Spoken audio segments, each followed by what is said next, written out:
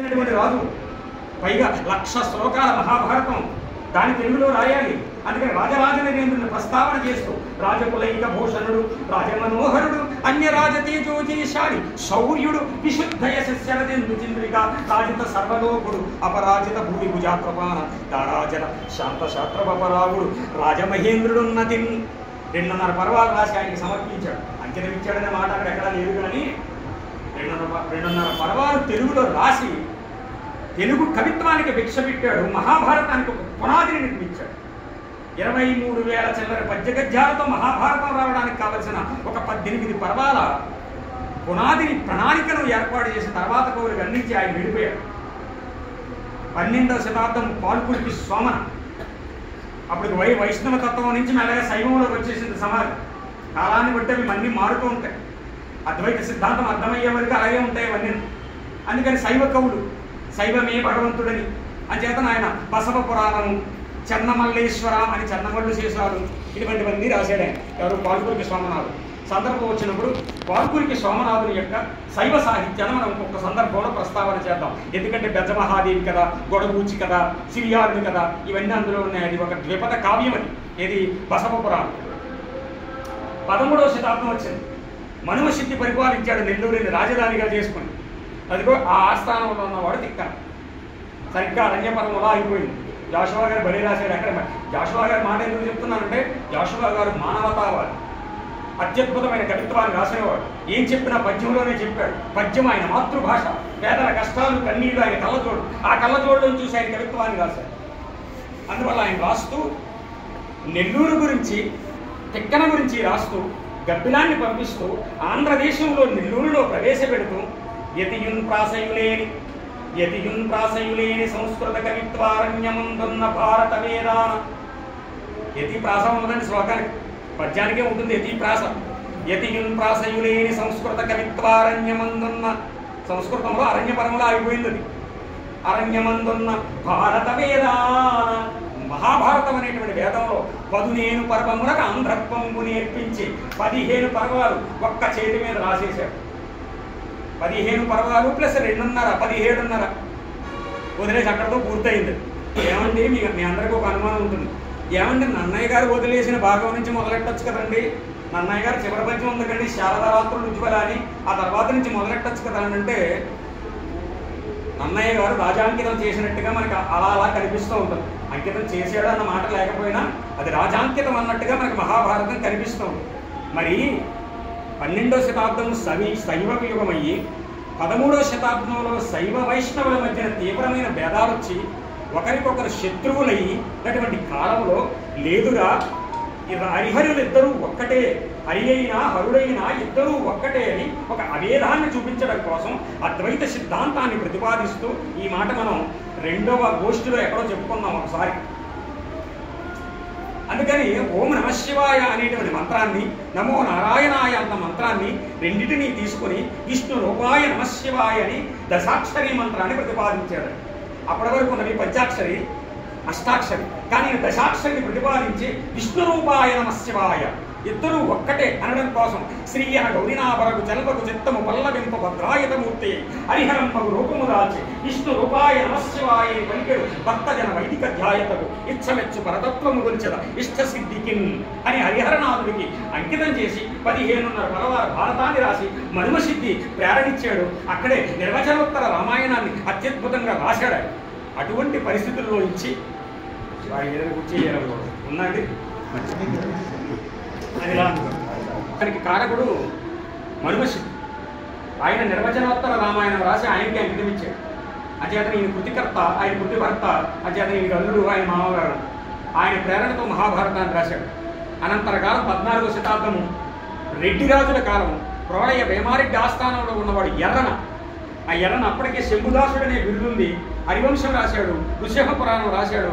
నన్నయ్య గారు వదిలేసినటువంటి భారత భాగాన్ని ప్రోడయ్య వేమారెడ్డి ప్రేరణ ఇచ్చి, ఏమయ్యా మహాభారతంలో అరణ్యపర్వం మిగిలిపోయింది, దాన్ని సంపూర్ణం చెయ్యమంటే 142 పద్యంతో ఆగిపోయింది. అరణ్యపర్వంలో తృతీయాశ్వాసం శారదరాత్రుని. ఆ తర్వాత 143 నుంచి ఆయన స్ఫురధరుణంశురాగరుచిర కుంపిరి పోయి నిరస్త నీలలావరణములై అద్భుతంగా మొదలుపెట్టి అరపర్వాన్ని పూర్తి చేసి నన్నయ్య గారి తర్వాత 200 సంవత్సరాల తర్వాత అరణ్య పర్వాన్ని పూర్తి చేసిన వాడు ఇది ఎర్రన రాశాడు అనే మాట చెప్పుకోకుండా ఇది నన్నయ్యే రాశాడు అని రాశాడు.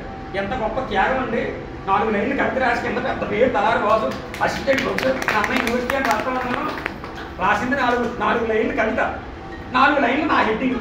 తలారి Vasu assistant professor, Nannaya university, Rajamahendravaram, Thoorpu Godavari జిల్లా, ఆంధ్రప్రదేశ్. అయిపోయి 6 లైన్లు. కవిత ఏమో 4 లైన్లు. ఆయన అరపర్వం రాసి లేని నన్నయ్య, లేని రాజరాజ నరేంద్రుడు మళ్ళీ 3వ వ్యక్తిని పెట్టడం ఆయన ఉద్దేశం లేదు కాబట్టి మీకు ఆశ్వాసాంత గద్యలో ఇది నన్నయ్య గారే రాశాడని ఉంటుంది చూడండి అరణ్య పర్వంలో. కానీ మన వాళ్ళు ఏం చేశారంటే ఆనందాశ్రమ ప్రతిని తీసుకున్నప్పుడు ఉస్మానియా యూనివర్సిటీ సంశోధిత ప్రతి అని వేసిందండి. పెద్ద పెద్ద సంశోధిత ప్రతులు ఉన్నాయి. మహాభారతం ఇంతంత రావు పుస్తకాలు ఉంటాయి. ఎవరు ముట్టుకోరండి. ఇప్పుడు కులముక్కతో ఇలా కూడా ముట్టుకోరండి, ఇలా కూడా ముట్టుకోరండి. భయం ఆ పుస్తకాలు చూడడానికి.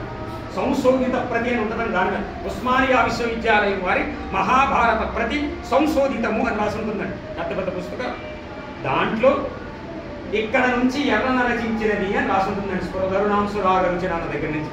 అటువంటి మహానుభావుడు తర్వాత 15వ శతాబ్దము రెడ్డి రాజుల కాలంలోనే శ్రీనాథుడు కవి సార్వభౌముడు అత్యద్భుతంగా అరవిలాసము, తర్వాత శృంగార నైషధము, కాశీఖండము, భీమఖండము, శివరాత్రి మాహాత్మ్యము, చిన్నారి పొన్నారి చిరుతకు ఒకటి నాడు రచయించింది మరుత్తరా చరిత్ర, నూనూపు మీసాల నూతన యవ్వనమున శాలివాహన సప్తసతి నుడివిది సంతరించిది నిండు జవ్వనమునను హర్షనైషద కావ్యమాంధ్ర భాష ప్రౌఢ నిర్భర వయ పరిపాకమునకుని ఆడితి భీమనాయకుని మహ్య ప్రాయమింత యుమిగిల గైరాలకుండా కాశికాఖండమన మహాగ్రంథమేను తెలుగు చేసెద కర్ణాట దేశ కటక పద్మవనహేరి శ్రీనాథ భట్ట సుఖవీరి.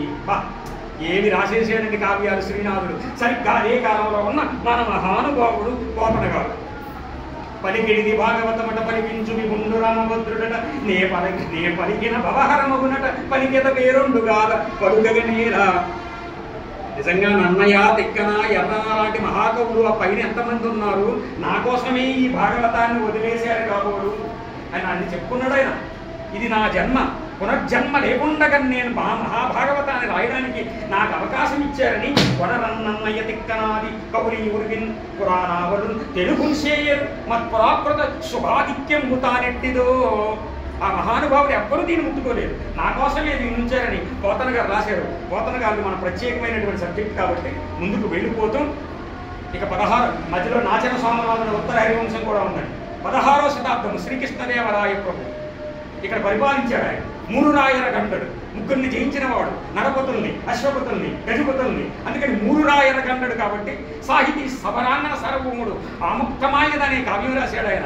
అంచేత ఇది కవిత్వ రచన, ఇది ఖడ్గం తీసుకొని యుద్ధం చేశాడు కాబట్టి ఈ విధంగా చేశాడు కాబట్టి ఆయన సాహితీ సమరాంగణ సార్వభౌముడు అన్నాం మనం. చాలా చక్కగా 3 రాయల గంట సాహితీ సమరాంగణ సార్వభౌమ శ్రీకృష్ణదేవరాయ ప్రభు బహుపరాగ్ జయీ భవ దిగ్విజయీ భవ అన్నాం. అటువంటి మహానుభావుడు భువన విజయం అనేటువంటి అద్భుతమైనటువంటి సభామండపంలో పెద్దన గారు మన చరిత్ర, ఆ కళాపూర్ణోదయము పెంగళి సూరణ గారు, తిమ్మన పారిజాతాపహరణము, రామరాజభూషణుడు అద్భుతంగా రాసిన వసు చరిత్ర, పాండురంగ తెనాలి రామలింగడి యొక్క పాండురంగ మహాత్మ్యము, ఉద్భడారాజ్య చరిత్ర, గణికాచర మహాత్మ్యము, అయ్యలరాజు రామభద్రుడు, రామాభ్యుదయము, రాజశేఖర చరిత్ర, మాదయ్య గారి మల్లన. ఏమి గొప్ప కవులండి ఏమండి. ఒక్కొక్క కావ్యము ఒక్కొక్క గొప్ప ఉపన్యాసం అండి. వాటి గురించి సూచనప్రాయంగా ఊరికి నేను విహంగ వీక్షణం చేస్తున్నాను. తెలుగు భాషా దినోత్సవం కాబట్టి విహంగ వీక్షణం అంటే పైనుంచి పక్షి ఆ పక్షి దివాంజీలో జస్ట్ అలా డాక్టర్ గారు హాస్పిటల్ చూసి మళ్ళీ నన్నయ్య యూనివర్సిటీ చూసి అలా జిఎస్ఎల్ మెడికల్ కాలేజీ చూసి వెళ్ళిపోతుంది. మధ్యలో ఏమి లేవు, మరి మా షాపు లేదండి మధ్యలో అంటాడు గణేష్ గారు. విహంగ వీక్షణంలో అవన్నీ కుదరవు. ఇలా ప్రధానమైంది ఇలా దివాంజీ నుంచి వెళ్ళిపోతూ హాస్పిటల్ కనిపిస్తుంది. ఇది డాక్టర్ గారు హాస్పిటల్. అలా కొద్ది ఎవరికి వెళ్ళేసరికి గెయిట్, తర్వాత నన్నయ్య యూనివర్సిటీ, తర్వాత జిఎస్ఎల్ మెడికల్ కాలేజీ పైనుంచి ఎగురుతున్నప్పుడు కొన్ని మాత్రమే కనిపిస్తాయి. అందుకని సూచనప్రాయంగా ఈ మాటలు చెప్తున్నాను. అక్కడి నుంచి ఈ రాక్షస తంగడి యుద్ధంలో వెళ్ళిపోయిన తర్వాత దక్షిణాంధ్ర యుగం వెళ్ళిపోయింది అనుకున్నాం. తర్వాత క్షీణయుగం. అది కవిత్వంతో ఇబ్బంది వచ్చేసింది. కవిత్వం బట్టలింపుకోకూడదండి, కప్పి ఉంచితేనే కవిత్వం బాగుంటుందండి విప్పి చెప్పేది విమర్శ అవ్వాలన్నాడు శ్రీనారాయణ రెడ్డి గారు. అని చేతను పద్యానికి క్షీణయుగం ఏర్పడిన తర్వాత ఆధునిక కాలం వచ్చి బ్రిటిష్ వాడు మన దేశాన్ని పరిపాలిస్తున్నప్పుడు సంఘాన్ని సంస్కరించుకోవాల్సిన పరిస్థితి వచ్చినప్పుడు ఇందాక మనం చెప్పుకున్నాం కందుకూరి వీరేశలింగం గారు, ఇటు పక్కన గిడుగు రామూర్తి పంతులు గారు, గురజాడ అప్పారావు గారితో అత్యద్భుతంగా ఆధునిక కాలం మొదలైంది, ఆధునిక కవిత్వం మొదలైంది. ఒక రాయప్రోడ్ సుబ్బారావు గారు లాంటి వాడు వచ్చాడు. ఆయన ఎంతో అద్భుతంగా ఆయన రాసినటువంటిది ఏ దేశం ఎగినా ఎందుకారినా ఏ పీఠం ఎక్కినా ఎవ్వరేమన్నా పొగడరా నీ తల్లి భూమి భారతిని నిలపరా నీ జాతి నిండు గౌరవము ఏ పూర్వపుణ్యము ఏ యోగ బలము జనించినాడని స్వర్గఖండమున ఏ మంచి పువ్వులను ప్రేమించినావు నినుమూష ఈ తల్లి కనక గర్భమున అని రాయపురం సుబ్బారావు గారు అత్యద్భుతంగా గానం చేశాడు. ఒక కృష్ణ శాస్త్రి లాంటి వాడు మనందరినీ హాయిగా ప్రకృతిలోకి తీసుకొచ్చేసి ఎవరు నేర్పేరమ్మ ఈ కొమ్మకు పూలిమ్మని రెమ్మ రెమ్మకు ఆకులో ఆకునై పువ్వులో పువ్వునై కొమ్మలో కొమ్మనై నిరులేత రెమ్మనై ఈ అడవి దాగిపోనా నేను నిజటనే ఆగిపోనా అని రాసినటువంటి కృష్ణపక్షంలో తీసుకెళ్లి సినిమాలో పెట్టుకున్నారు. ఎంతో అందంగా ఎన్ని పాటలన్నీ కృష్ణశాస్త్రివి, ఎన్ని మాటలన్నీ ప్రకృతిలో తీసుకొచ్చేసాడు మనల్ని. ఆ గురజాడ అప్పారావు గారు, తర్వాత రాయపూడి సుబ్బారావు గారు, కృష్ణ శాస్త్రి, దాశరథి, శ్రీనారాయణ రెడ్డి, ఎంతమంది మహానుభావులు కవుల నుంచి ఇదిగో ఈనాడు సినిమా కవులు సిరివెన్నెల సీతారామ శాస్త్రి వరకు విరించినై విరచించిదని ఈ గీతం, విపంచినై వినిపించిదని ఈ గానం, సరసస్వర జలీగమనము సామ వేద గానమిది అని మనం చెప్పుకుంటున్నటువంటి భాషా స్వరూపం. నిన్న మొన్నటి ఈనాటి చంద్రబోస్ మౌనంగానే ఎదగమని మొక్క నీకు చెబుతుందనే వరకు ఇదిగో చినుకులు పడుతున్నాయి. ఆగస్టు నెల, ఆగస్టులో వాన హాయ్, జనవరిలో మంచు హాయ్, మే నెలలో ఎండ హాయ్, హాయమ్మ హాయ్ హాయ్ అని ఎంతో అద్భుతంగా తెలుగు కవిత్వం పరిడవిల్లిందని తెలుగు భాషా దినోత్సవంగా తెలియజేస్తూ ఇది సాహిత్య ఉపన్యాసంగా భావిస్తూ వెళ్ళగామని మన భాగవతంలోకి వెళ్ళిపోవాలి అని కానీ కూర్చున్నాను.